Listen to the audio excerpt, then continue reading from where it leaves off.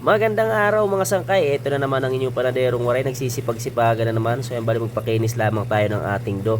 So bali sa pagmamakina nga pala o pagpapakinis ng do, ito po yung palatandaan kapag okay na yung aking masa.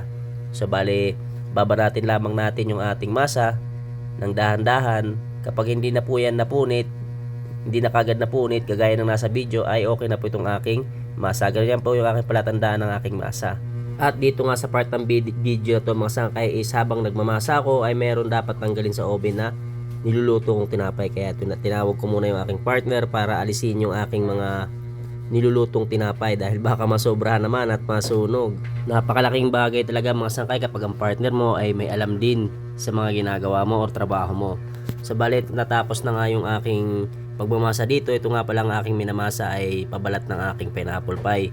So bali pinalitan ko na yung aking partner at ako na mag-aangat nitong aking sinalang. So bali yung pagsasalang ko nga pala nitong aking tinapay sa mga nagtatanong is inuuna ko muna sa ibaba, at kapag okay na ay iaangat ko naman sa taas ko na, antayin maluto. So bali kapag nasa baba nga pala yung ating tinapay mga sangkay ay yung init po ng ating oven, yung pinaka-impact po niya is yung ilalim ng ating tinapay. Kapag napabayaan mo po yan ay ang una pong masusunog niyan yung ilalim ng ating tinapay. At kapag nasa taas naman yung ating tinapay, ang sobrang init po niyan is nasa ibabaw ng ating tinapay. Kapag napabayaan nyo po yung tinapay ay ang ibabaw po ng ating tinapay ang unang masusunog.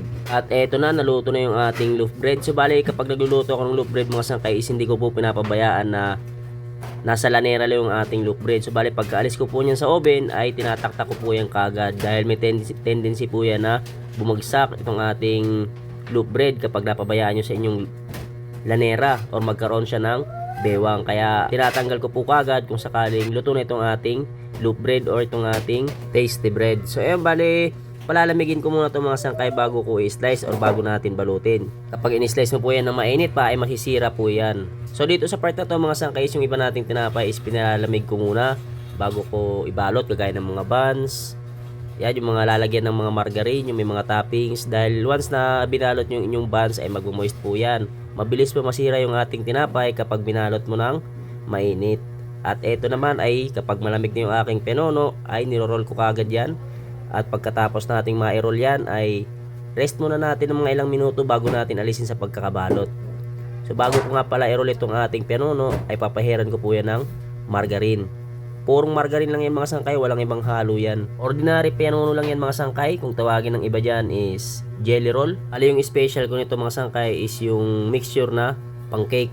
Minsan lang din ako gumawa ng mga sangkay dahil mahal, lalong lalo na yung itlog ngayon napakamahal. So bali sa pagninegosyo ng pagtitripay ngayon mga sangkay is talagang kailangan ng tiyaga.